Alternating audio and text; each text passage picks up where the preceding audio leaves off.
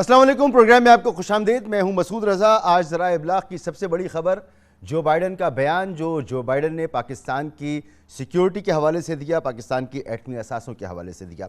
कल इमरान खान साहब पाकिस्तान के सबसे बड़े शहर कराची में थे। उन्होंने जलसा किया और सहाफ़ियों से उन्होंने मुलाकात की।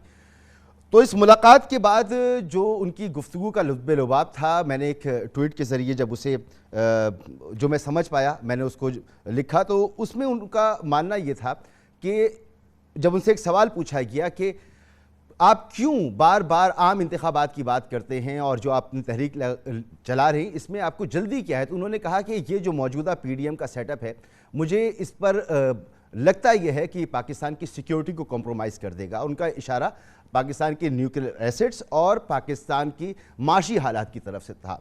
बहरहाल आज हमने देखा कि जो बाइडन का इस पर बयान आया, और जो बाइडन का जब बयान आया तो पाकिस्तान ने एक जो रूटीन की कार्रवाई होती है वो शुरू की। पाकिस्तान की तरफ से सख्त बयानात भी दिए गए, मजम्मत भी की गई और डिमार्च भी किया जा रहा है। अमेरिका के सफ़ीर को डोनाल्ड ब्लूम को तलब कर लिया गया है। इसके बाद वज़ीर ख़ारजा का जो बयान आया ज़रा वो सुनिए और फिर इस गुफ्तगू को आगे बढ़ाते हैं, क्योंकि मैं आज ये चाहता हूँ कि आज पाकिस्तान की कौमी सलामती के हवाले से, पाकिस्तान की सिक्योरिटी के हवाले से जो बाइडन का बयान, इस पर पाकिस्तान की सिमत क्या है और मुल्क के अंदर जो सियासी अदम इस्तेहकाम है, कल होने वाले इलेक्शन और उसके बाद मुल्क में की जो सूरत हाल होगी वो क्या होगी, और इस तमाम गुफ्तगू को हम करेंगे पाकिस्तान के मखसूस माशी हालात को सामने रखते हुए।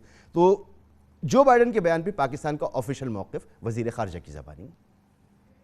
As far as President Biden's statement is concerned, I have discussed it with the Prime Minister, and we have summoned the Ambassador of the United States to Pakistan, Mr. Donald Bloom, to the Foreign Office of Pakistan for an official demarche के लिए तो तलब किया है उनका ambassador को, और उनको हम मौका देंगे अपना एक्सप्लेनेशन देने के लिए। लेकिन मेरा शक है कि इसलिए कि ये कोई ऑफिशियल फंक्शन नहीं था, कौम से खिताब नहीं था, ये पार्लियामान से खिताब नहीं था, ये इंटरव्यू गुफ्तगू नहीं था, फंड रेजर में और गैर रस्मी गुफ्तगू था जिसमें ये सेंटेंस इस्तेमाल किया गया। पेंडिंग उनका अपना एक्सप्लेनेशन वो हमें दे दे।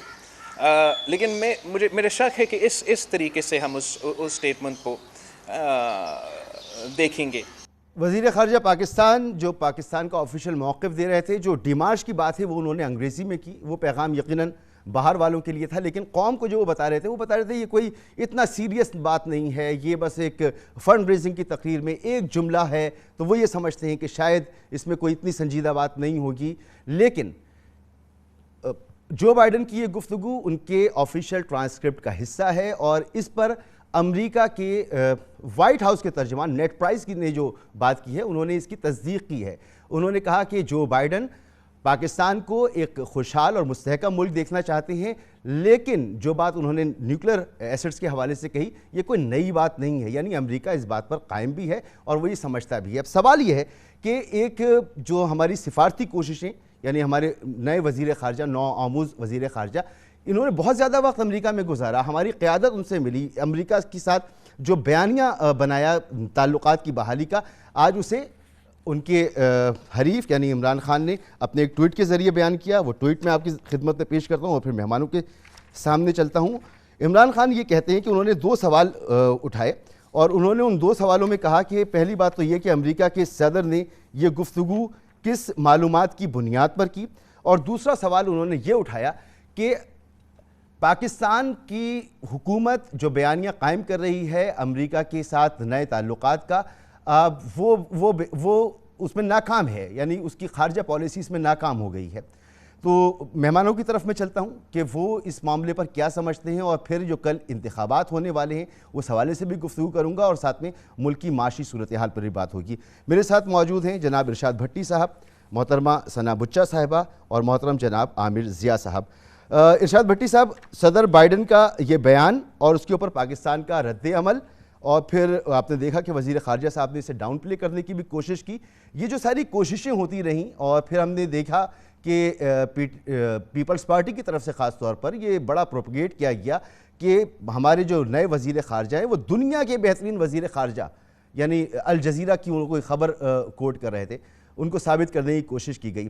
آج تو بڑا عجیب معلوم ہوا کہ اتنی کوششوں کے باوجود امریکہ کہتا ہے کہ جی تمہارے جو نیوکلیر ایسٹس ہیں وہ غیر منظم ہیں, وہ محفوظ نہیں ہیں اور تم ایک خطرناک ملک ہو. دیکھیے مسعود بھائی, ہم میں اور عامر بھائی ایک پہلے پروگرام میں بھی تھے تو اس میں بھی یہ ڈسکس ہوا. جو بائیڈن نے کہا ہے کہ پاکستان دنیا کے خطرناک ملکوں میں سے ایک ہے. غالباً وہ بھول گئے ہیں کہ دنیا کا سب سے بڑا خطرناک ملک امریکہ خود ہے. ہیروشیما ناگاساکی پر بم برسانے والا بلکہ ایٹمی حملہ کرنے والا واحد ملک ہے. افغانستان, فلسطین, عراق, شام, لیبیا, کشمیر میں لاکھوں قتل عام کرنے والا اور کروانے والا, اور دنیا میں 72 مرتبہ رجیم چینج کرنے والا امریکہ ہے. لیکن بات وہی ہے نا کہ جس کے گھر دانے ہیں اس کے کملے بھی سیانے ہیں. ہمارا قصور کیا ہے؟ ہمارا قصور ہے کہ ہم ایٹمی صلاحیت والے مسلمان ملک ہیں. مسلمان ملک, اس کو ذہن میں رکھیے گا, مسلمان ملک پر زور ہے میرا. ہمارا قصور کیا ہے؟ ہماری سفارتکاری کی ناکامی ہے. یہ دوسری طرف بھارت بہت اچھی سفارتکاری کرتا ہے ہمیشہ سے, اور بھارتی, یہودی اور پاکستان دشمن اس وقت امریکہ میں بڑی اہم عہدوں پر ہیں. پھر ہمارا قصور کیا ہے؟ ہمارا روس کی طرف ہمارا موقف ان کے ساتھ ابھی جو اقوام متحدہ میں لاسٹ ہوئی وہ یوکرائن پر رائے شماری, تو اس میں ہم غیر حاضر تھے. مطلب کہ روس کا ہم نے چپ کر کے غیر اعلانیہ ساتھ دیا. چین کی طرف ہمارا جھکاؤ ہے, اور اب امریکہ ایک مرتبہ پھر ڈو مور لگتا ہے, یا بازو مروڑنے کے پوزیشن میں آ رہا ہے, یا ڈو مور کہنے لگا ہے. اور پھر دوسرا ہمارا قصور ہے کہ ہم سیاسی عدم استحکام کے شکار ہیں. ملک ڈیفالٹ کے دہانے پر ہے, معاشی تباہی ہے, FATF IMF کے چنگل میں ہم. اور تیسری بات ہے کہ یہ بہت عرصے سے چلا آ رہا ہے کہ ہماری ایک وقفے سے کہ ایٹمی صلاحیت چھن جائے گی, اسرائیل کو تسلیم کیا اس کو کہتے ہیں کہ کروایا جائے گا ہم سے, فوج آدھی کی جائے گی وغیرہ وغیرہ. جو بائیڈن اپنا بھی ماضی بھول گئے, جو بائیڈن بھارت کو بھی بھول گئے کہ جو انتہا پسندوں کے ہاتھوں چڑھا ہوا ہے بھارت ہتھے میں ہے, اور ان کا ایٹمی پلانٹ بھی ان کے ہے, اور پھر یہ سارے بھول گئے. اور لیکن اب یہ جو آپ نے کہا ہے نا کہ بلاول بھٹو, اس وقت بات اس سے تھوڑی سی بڑی ہے. آپ ایٹمی صلاحیت حاصل کرنے کے لیے بھٹو صاحب نے اس کی بنیاد رکھی, اور ان کے جانے کی ایک وجہ یہ بھی تھی, ضیاء الحق نے اس کو بڑھایا, بے نظیر بھٹو, غلام اسحاق خان, ہمیں بہت ساری باتیں کور کرنی ہیں. اگر ہم یہ آئیں کہ ہماری جب میں صرف دو جملے صرف, نواز شریف صاحب, ڈاکٹر ایکیو خان, سمر محمد مبارک, اور لا تعداد گمنام مجاہد, منیر احمد خان پہلے چیئرمین تھے.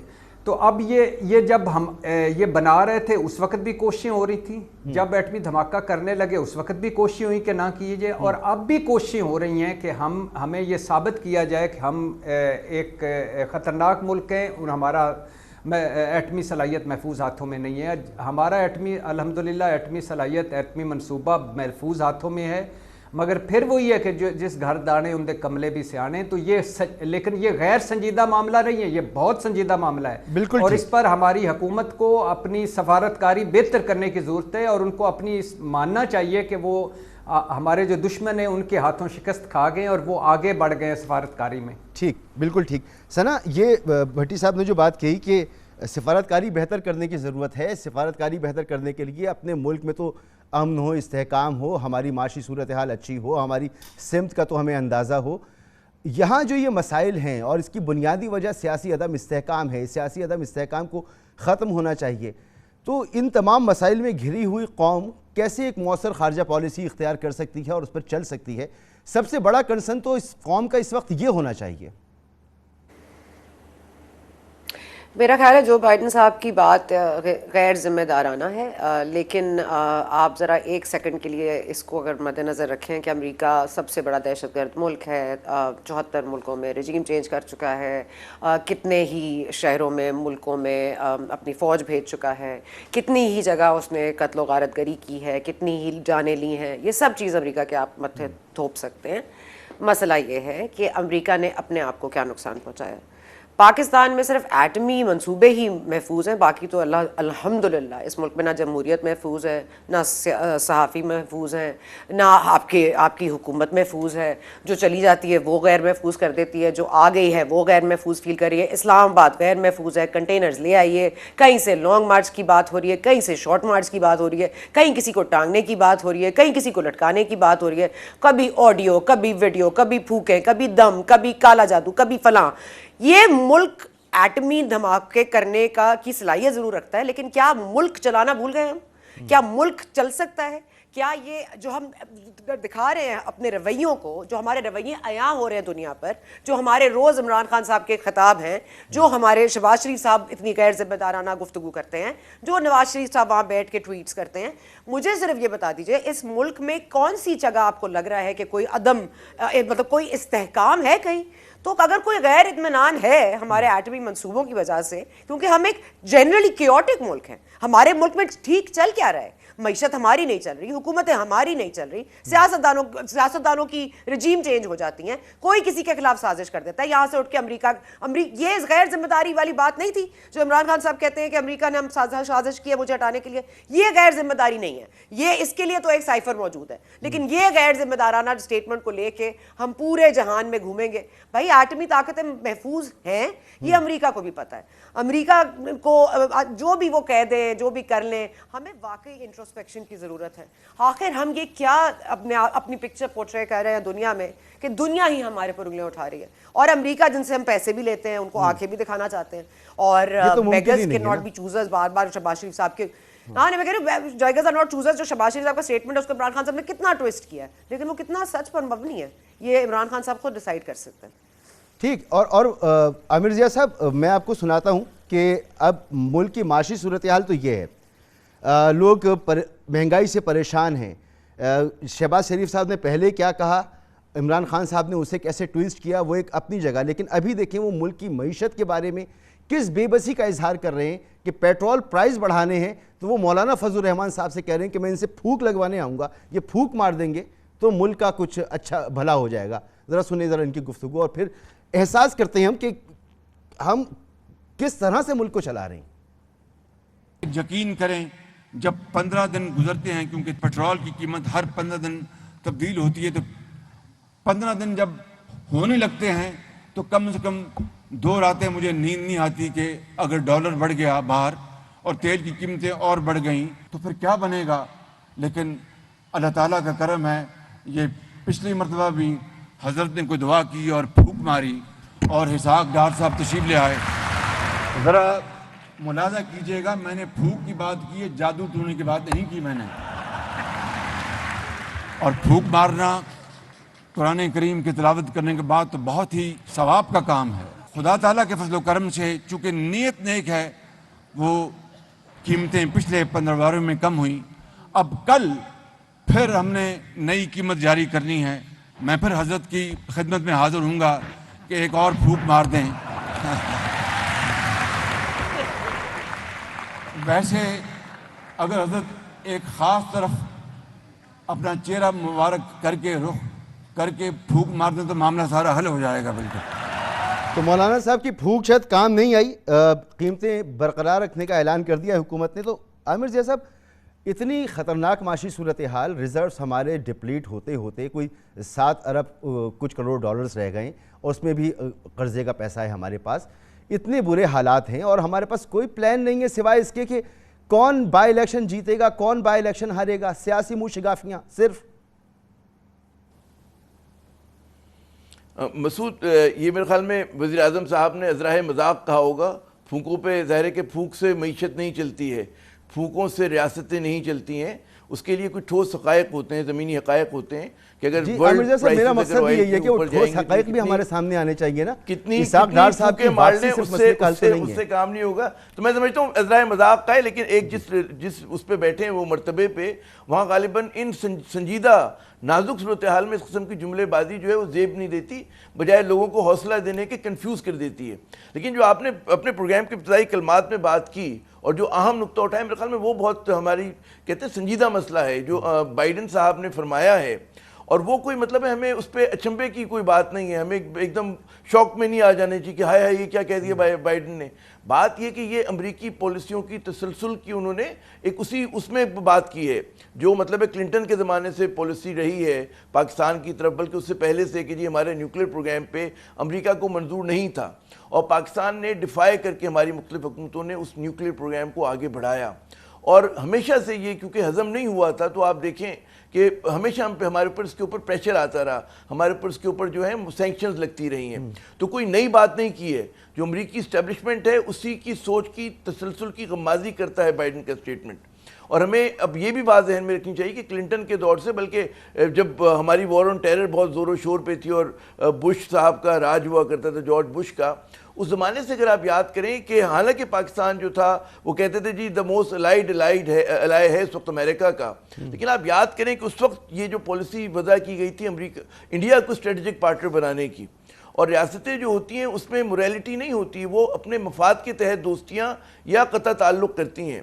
تو اس وقت بھارت کے ساتھ جو ہے کنورجنس آف انٹرسٹ ہے امریکہ کا, ہمارے ساتھ ڈائیورجنس آف انٹرسٹ ہے. ہمارے بعض حکمراں سمجھتے ہیں, ہمارا حکمراں جو طبقہ ہے اشرافیہ, کیونکہ ذہنی طور پہ شکست خوردہ ہے اور ذہنی طور پہ میں سمجھتا ہوں کہ وہ امریکہ کے بغیر سوچ نہیں سکتا, تو اس کے دامن سے بندھا رہنا چاہتی ہے. حالانکہ ہمارے اور ان کے جو انٹرسٹ میں اس وقت بہت زیادہ پولز اپارٹ ہیں. اور آپ کیونکہ دیکھیں نا, امریکہ کی پالیسی کنٹین چائنا کی ہمیں سوٹ نہیں کرتا, امریکہ کی پالیسی ہے کہ جی انڈین ہیجمنی کو ہم قبول کر لیں, پاکستان کو سوٹ نہیں کرتا. امریکہ کی یہ بالکل خواہش ہے کہ کشمیر کوز کو آپ بیک برنر پہ کیا آپ بھول جائیں, وہ بھی ہمیں سوٹ نہیں کرتا. نیوکلیر پروگرام تو ہے ہی ہمارے سامنے. ہاں ہمارے یہاں حکمراں طبقوں میں, خصوصاً جو ہماری بڑی پولیٹیکل پارٹیز ہیں, ان میں یہ خیال ضرور پایا جاتا ہے کہ جناب امریکہ کی بہت ساری خواہشات ہیں کسی نہ کسی طرح مان لی جائیں, تو وہ ہماری ذہنی شکست خوردگی کی وہ ہے علامت ہے. تو ایک تو یہ اس کا پہلو ہوا کہ بائیڈن کے اسٹیٹمنٹ پہ مجھے کوئی تعجب نہیں ہوا. ایک بات اور میں نے کرنی ہے, وہ بات یہ کرنی ہے مسعود, بہت اہم ہے, وہ یہ بات ہے کہ ہمیں کہا جاتا رہا کہ کیونکہ عمران خان صاحب کی خارجہ پالیسی بہت اس میں جھول تھا, اس کی وجہ سے امریکہ مائی باپ ہم سے ناراض ہوا کرتا تھا, امریکہ بہادر تیوری چڑھا کر بات کرتا تھا, اور جب تجربے کار ٹیم آئے گی, شہباز شریف صاحب آئیں گے, بلاول بھٹو جیسا چہرہ جو ہوگا وہ بطور وزیر خارجہ ہوگا, تو مسائل حل ہو جائیں گے. تو آپ دیکھیں ہمارے ہر بڑے نے جو بھی اس ملک کے کرتا دھرتا ہے, سب نے وہاں پر کتنے, بلاول نے تو پورا مہینہ گزارا, وزیر اعظم صاحب دورے کر کے آئے, اسحاق ڈار صاحب ابھی بھی موجود ہیں, اور ڈگنیٹریز ہمارے گئے. تو بات یہ ہوئی کہ اس میں امریکن پوزیشن میں تو کوئی چینج نہیں ہوا, اور کیونکہ چینج نہیں ہوا اس بات کی غمازی کرتا ہے کہ جناب یہ صرف عمران خان کا مسئلہ نہیں تھا, یہ ہمارے پاکستان اور امریکہ کے ریاستی مفادات الگ الگ ہیں, اور امریکہ اگر آپ کی اب امداد کرتا ہے تو اس کی کوئی شرط ہوگی. There is concept of no free lunch in U S. تو اگر وہ آپ کو کچھ 54 اٹھنی دے گا, کچھ $1 بلین دے گا, تو کچھ بنوائے گا. تو سوال یہ پوچھیں اپنے آپ سے کہ ہم سے کیا منوائے گا؟ ہمارے نیوکلیر پروگرام پہ کمپرومائز منوائے گا, ہماری ڈیفینس کے خرچے پہ کمپرومائز منوائے گا, بھارت کے آگے سرنگو ہونے کی بات کرے گا, کشمیر کو بھول جانے کی بات کرے گا. کیا شرط ہوگی ہمارے؟ اور کیا ہم ان حکمرانوں پہ بھروسہ کر سکتے ہیں جن کا پہلا گولڈن کوٹ ہے کہ جناب بیگرز آر ناٹ چوزرز؟ جناب ہر جو ریاست میں یہیں سے گفتگو کو آگے بڑھاتا ہوں عامر صاحب, اس کے پاس اختیار ہوتا ہے. آپ جو کہہ رہے ہیں بالکل درست. فقیروں کی تو کوئی اوقات نہیں ہے, وہ کیا اپنے لیے منتخب کریں گے, جو ان کو دے دیا جائے گا وہی ان کو ملے گا. مگر کل بھی آپ اس گفتگو میں موجود تھے جہاں پر عمران خان صاحب نے کہا کہ اس لیے فوری الیکشن چاہیے کہ ملک کو, ان کو نظر آ رہا ہے کہ سیکیورٹی خدشات ہیں. یعنی یہ بات اب واضح ہو جانی چاہیے ارشاد بھٹی صاحب کہ شخصیات کا معاملہ نہیں ہے, چاہے وزیر اعظم کے منصب پر نواز شریف بیٹھے ہوں, شہباز شریف بیٹھے ہوں, آصف زرداری بیٹھے ہوں, بلاول بیٹھے ہوں, یا عمران خان بیٹھے ہوں, یا مولانا فضل الرحمان بیٹھے ہوں. مسئلہ یہ نہیں ہے, مسئلہ یہ ہے کہ وہ کس مینڈیٹ کے ساتھ بیٹھے ہوئے اور کتنے با اختیار ہیں. ہمیں یہ سمجھ لینا چاہیے. اسی طرح سے سیاسی عدم استحکام بھی ختم ہو سکتا ہے اور معاشی اسٹیبلٹی بھی آ سکتی ہے. بھائی جان, میں ثنا بچہ صاحبہ کی بات کو آگے بڑھاؤں گا کہ یعنی مجھے سمجھ نہیں آتی کہ آپ ان کے رویے دیکھیں, یہ مخولیے, یہ کارٹون, یہ جو اب یہ کھڑا ہوا تھا ہمارا وزیر اعظم, یہ وزیر اعظم پاکستان تھا, یہ نیوکلیئر اسٹیٹ کا وزیر اعظم تھا. یہیں سے گفتگو آگے بڑھائیے گا, آپ یہیں سے بڑھائیے گا. مجھے ایک بریک کے لیے کہا جا رہا ہے, بس میں بریک کے بعد آتا ہوں, آپ یہیں سے گفتگو شروع کیجیے گا پلیز.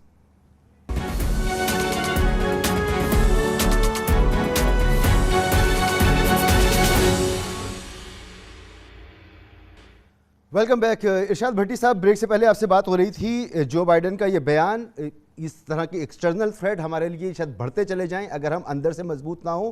तो रजीम चेंज के बाद नई हुकूमत का मौक़िफ़ यही है कि हम पाकिस्तान की मईशत को बेहतर कर रहे हैं, पाकिस्तान को इस्तेहकाम की तरफ लेके जा रहे हैं। तो हमारी सिमत आपको दुरुस्त मालूम हो रही है?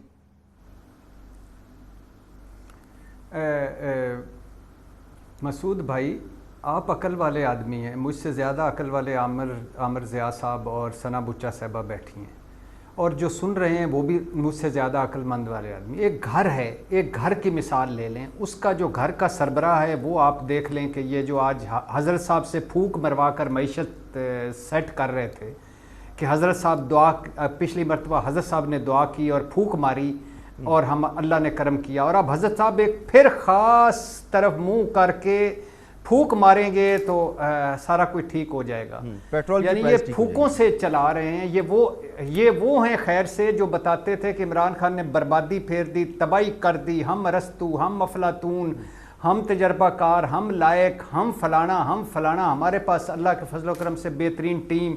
ये कल कह रहे थे आटा सस्ता नहीं होगा तो कपड़े बेच दूंगा, परसों कह रहे थे झोलियाँ उठा के दुआ मांग रहा हूँ अल्लाह करे डॉलर 100 पे आ जाए, उससे पहले फरमा रहे थे कि जहर खाने को पैसे नहीं, उससे पहले फरमा रहे थे कि भिखारियों के पास चॉइस नहीं, उससे पहले फरमा रहे थे कि मैं दोस्तों के पास जाता हूँ, उनको वो जिसको कहता हूँ वो समझता है मांगने आ गया है, उससे पहले कुछ और फरमा रहे थे कि मैं जरदारी को पेट चीरूंगा, उससे पहले फरमा रहे थे कि मुझे स्विस बैंक के डॉलर बुला रहे हैं, उससे पहले फरमा रहे थे कि बिलावल तेरे बाप का जिक्र किया तो तुझे लग पता जाएगा, उससे पहले फरमा रहे थे मैं चौकों पर लटकाऊंगा, उससे पहले फरमा रहे थे मैं सड़कों पे घसीटूंगा जरदारी को, उससे पहले फरमा रहे थे कि वो क्या उसको कहते हैं कि ये अली बाबा 40 चोर हैं, उससे पहले फरमा रहे थे कि मरसूं कम ना करसूं पीपल्स पार्टी को देख के, उससे पहले फरमा रहे थे कि लाहौर को पेरिस बना दूंगा, उससे पहले फरमा रहे थे कि जिसने तरक्की देखनी लाहौर आ जाए, उससे पहले फरमा रहे थे चले गए थे अब वो भाई के पास काबीना लेकर। एक तरफ तो ये हाल है, ये है इन लोगों के हाल, वो जिस काम में लगे हुए हाल बचाओ माल बचाओ काल बचाओ, अब वो तो फिट कर रहे हैं। दूसरा ये, अब दूसरा हाल देखें, कायदे इनकलाब इमरान खान है। अब जो बाइडन ने फ़ोन भी नहीं किया, पता है नाराज़ भी हैं और अमेरिका के हमारे साथ हाल भी हैं। सना बुच्चा साहबा ने बिल्कुल कहा कि खैरात पे पलने वाली हम कौम हैं, कोरोना की वैक्सीन उनसे, पोलियो की वैक्सीन उनसे, मुंह तरफ अमेरिका के, अमेरिका मुर्दाबाद रैली में अमेरिकी वीज़ा खुल जाए तो स्टेज खाली हो जाए, ये हाल है। उससे पहले वो देखें वो पिछले 5 महीने से क्या कर रहे हैं। अमेरिका ने रजीम चेंज किया, अमेरिका डोनाल्ड को बरतरफ करे, अमेरिका तेरी ये जुर्रत, अमेरिका तेरी फलानी जुर्रत, अमेरिका मैं तुझे देख लूँगा, अमेरिका देख मैं आ रहा हूँ, अमेरिका मैं घोड़े पे बैठ गया हूँ, अमेरिका मैंने तुझे अभी तहस नहस कर देना है। और पर्दे के नीचे 3 PR मुआहदे भी कर रहे थे कि अमेरिका से मैं अच्छे तल्लुकात कर लूँ। अब एक भाई जो है वो फूकों से चिराग बुझा रहा है, वो उसने कशकोल फैलाया हुआ है। दूसरा भाई जो है उसने कहा हुआ है कि मैं तेनू वेख लवांगा, तो और साथ साथ सारा घर जो है वो कह रहा है कि भीख भी दो। और उससे बड़ी बात यह है कि चौधरी अमेरिका है और हम दूसरे चौधरी जो छोटा चौधरी है उसके डेरे पे रोज जाते हैं, वो चीन हो गया या रूस हो गया। तो अब बताइए वो हमें क्या कहेगा? वो कहेगा Pakistan I love you, Pakistan मैं तुम्हें बड़ा पसंद करता हूं। और किसको बुला के डिमार्च कर रहे हो यार? आप अमेरिका की सफीर आता है उठ के खड़े हो जाते हो, आप बाहर गेट पे लेने जाते हो, क्या औकात है यार खुदा के लिए? इस कौम को क्यों भंबड़ भूसे में डाला हुआ है? एक जगह बैठो यार। आज भी देखो ये जो अमेरिकी सदर ने बयान दिया उस पर कोई कह रहा है देखा इंपोर्टेड रिजीम, हम ना कहते थे ये न्यूक्लियर चल जाएगा, दूसरा कह रहा है देखा ये वो, देखा ना मुझे कहते थे मैंने तबाह कर दिया। वो भाई ये पाकिस्तान सबका है, ये न्यूक्लियर सबके हैं, ये हम सारे एक हैं। क्यों हमारी अनाएं बड़ी हो गई, क्यों हमारी जिद्दें बड़ी हो गई? अभी मुझे ये पिछले दिनों ब्रीफिंग हुई है 3-4 दिन पहले, उसमें वो बता रहे थे कि जितना हमारे सफारतकारों पर बोझ है इमरान खान साहब के बयानिए के वजह से, हमें मुंह को नहीं वहां लगाता, जितना अमेरिका हमसे अंदर से नाराज है। वो कहते हैं यार खुदा के लिए ये हाल किया है, सारी उम्र हम आपको फीड करते रहे, भीख देते रहे। नाराजगी वजह सिर्फ यही है कि आप माशी तौर पर कितने मजबूत या कितने कमजोर हैं। آپ کی قومی نہیں وہ اہمیت اور آپ قومی طور اسی پر کی بات کتنے کر رہا ہوں نا بااختیار ہیں؟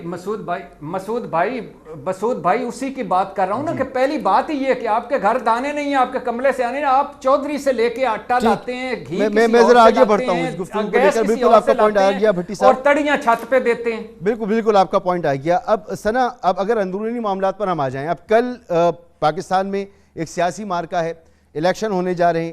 حکومت نے یہ محسوس کیا کہ چند حلقوں میں سے الیکشن کرایا جائے، جو کوئی 125 استعفے دیے گئے تھے اس کے اندر. اب یہاں پر صورتحال یہ ہے کہ 8 قومی اسمبلی کی نشستیں ہیں، 3 حلقے جو ہیں وہ صوبائی نشستیں ہیں، اور یہاں پر جو اکومولیٹو ووٹ ہے پی ڈی ایم کا، وہ 2018 میں تحریک انصاف کے ووٹ سے کئی گنا زیادہ ہے. تو میرے حساب سے تو کل پی ڈی ایم کو کلین سویپ کرنا چاہیے اور عمران خان کو بالکل ان تمام حلقوں میں ناک آؤٹ کر دینا چاہیے. آپ کو کیا نظر آ رہا ہے، عوام کا کیا فیصلہ ہو سکتا ہے؟ اور اگر نتائج وہی ہوتے ہیں جو 2018 کے نتائج تھے تو اس کا مطلب ہے عمران خان کا بیانیہ گیا، اور اگر اس سے مختلف ہیں تو پی ڈی ایم کا بیانیہ گیا. یہ ویسے بڑا اچھا کہا آپ نے، عوام کا فیصلہ کب ہوا تھا؟ عوام کا فیصلہ آخری بار. اور عامر ضیاء صاحب بڑی گہری نظر رکھتے ہیں. کتنے لوگ امریکہ گئے، انہوں نے گنوائے، وزیر اعظم گئے، ہمارے بلاول بھٹو صاحب مہینہ رہے، ڈار صاحب وہاں موجود ہیں. ایک وزٹ کا وہ بتانا بھول گئے میرا خیال ہے، یا تو کانشیسلی نہیں بتائی یا یاد نہیں رہی. میں یاد کرا دیتی ہوں، چیف آف آرمی اسٹاف گئے تھے 1 ہفتے کے لیے، جنرل باجوہ صاحب، ان کا بھی ذکر خیر کر لیتے ہیں. تو جو بھی ڈیل ہوئی ہے یا نہیں ہوئی ہے تو اس میں پھر سب کا رول ہونا چاہیے، صرف ان کو سنگل آؤٹ کر کے باہر کیوں رکھ رہے ہیں اس ایکویشن سے. دوسری بات بڑی سمپل یہ ہے مسعود صاحب کے وسائل کا ضیاع، ٹائم کا ضیاع، انتخابات ہو کے کیا کرنا ہے ہم نے؟ عمران خان صاحب کی پاپولارٹی پروو ہونی ہے، اس کے بعد کیا استعفے لینے ہیں، اور پھر اسی پارلیمنٹ میں آئیں گے جہاں پہ ان کو اختیارات نہیں دیے جاتے، جہاں وہ حکومت تو کرتے ہیں لیکن اختیارات ان کے پاس نہیں ہوتے. اور اختیارات ان کے پاس نہیں ہوتے تو بھائی اللہ کے واسطے آج بتا دیں اختیارات کس کے پاس ہیں. کوئی بندوق مطلب کوئی صندوق میں بند ہیں، کبھی اس کو کھول کے کہیں اگر کرنے ہیں کسی کو بانٹنے ہیں تو دے دیں، اور اگر وہ صندوق نے بند رہنا ہے تو صندوق کو بند رہنے دیں. اگر تو کوئی یہ اختیارات دے سکتا ہے تو دے دے، اور اگر چھین سکتا ہے تو ایک بار چھین لے. مجھے یہ سمجھ نہیں آتی کہ آدھا اختیار ہے، کبھی کسی کا اختیار نہیں ہے. وزار صاحب کو لگا لیتے اختیار ہے، ISI کے چیف کی تعیناتی وقت پر نہیں کرتے، اس میں اختیار ہے. پھر کہاں چلا جاتا ہے اختیار؟ اکانومی بھی آپ نے بوم کرائی، سب کچھ آپ کر رہے تھے، تو پھر اختیار تو آپ کا تھا نہیں، تو پھر تو کچھ بھی آپ کا نہیں تھا. پھر 4.5 سال یا 3.5 سال آپ کر کیا رہے تھے؟ آپ کیوں بیٹھے ہوئے تھے؟ اس کا مطلب ہے کہ آپ کو صرف اپنے وزیر اعظم ہونے پر آپ نے کمپرومائز کیا. تو یور اے کمپرومائز پرسنالٹی جو حکومت میں رہی 3.5 پونے 4 سال، اور یہاں ابھی بھی جانے کے اندیشے نہیں تھے، معذرت کے ساتھ جا نہیں رہے تھے. ان کو راستہ دکھایا گیا، ان کو باہر کا دروازہ کھول کے دیا گیا، ذرا جائیے. وہ تو اس وقت بھی نہیں جا رہے تھے. تو کہنے کا مقصد یہ ہے کہ جس کے پاس کوئی اختیار نہیں، جس کے پاس کوئی چال نہیں، جس کے پاس کوئی طریقہ نہیں، جس کے پاس تو آگے پرسانے حال نہیں، وہ کس منہ پہ الیکشن لڑ رہا ہے؟ کس بنیاد پہ وہ الیکشن لڑ رہا ہے سوائے اس کے کہ میری ایگو کو سیچیٹ کرنا ہے؟ میں عامر ضیاء صاحب کو بھی شریک، بھٹی صاحب کا پورا خطاب سن رہے ہیں، میرے وقت میں آپ ذرا شارٹ ہو جاتے ہیں. اب میں کیا کروں ثنا، وقت جو ہے بڑا محدود سا ہوتا ہے، تو مجھے ذرا عامر ضیاء صاحب کا بھی اس میں انپٹ لینے دیجیے. بھٹی صاحب، عامر ضیاء صاحب کل کے جو الیکشن ہیں ان کے بارے میں مجھے بتائیے کہ اگر اس میں یہ واقعی جو ہمارے ایکسٹرنل تھریٹس ہیں ان کو دیکھتے ہوئے اس میں کوئی امپورٹنس ہے؟ عمران خان صاحب کا یہ کہنا کہ بہت ضروری ہے، انہوں نے تو اسے جہاد کا نام دے دیا ہے. دیکھیے، پہلی بات تو یقیناً جو ہمارے چیلنجز ہیں اور اس میں پھر جس طرح کی ہمارے ملک میں سیاست ہو رہی ہے مسعود صاحب، وہ میچ نہیں کرتا. ابھی مطلب ہے کہ تمام تر توجہ یہ ہونی چاہیے تھی ہماری پوری حکمراں اشرافیہ کی، اور جس کے پاس کم یا زیادہ اختیار ہے، کہ معیشت کو کیسے آپ بحال کراتے ہیں. آپ کے جو بیرونی اور اندرونی چیلنجز ہیں، دہشت گردی کا فرید کھڑا ہو رہا ہے، آپ کے تعلقات خراب ہیں بین الاقوامی قوتوں کے ساتھ، اس کو ٹھیک کرنے کی بات کرتے ہیں. کہ گھر میں ہمارے اس وقت ایک طرح کی مطلب ہے نا بڑی خطرناک صورتحال ہے، لیکن ہم لوگ جو ہیں وہ عیاشی کر رہے ہیں. الیکشنز ہو رہے ہیں ہماری حکومت کا پورا فوکس یہ ہے کہ جی کنٹینر لگا کے کیسے اسلام آباد کو انڈر سیج کیا جائے. ہمارا فوکس یہ ہے کہ کیسے جناب آڈیو لیکس کی جائیں، ویڈیو لیکس جو ہیں ہم کیسے بنائیں. آپ حکومت کی ترجیحات دیکھیں، مذائقہ خیز لگتی ہیں. اس میں آپ دیکھیں کہ مطلب ہے کہ ایک بریک پہ مجھے جانا پڑے گا، معذرت آپ کی بات رک رہی ہے یہاں پر. ایک بریک کے بعد واپس آتے ہیں.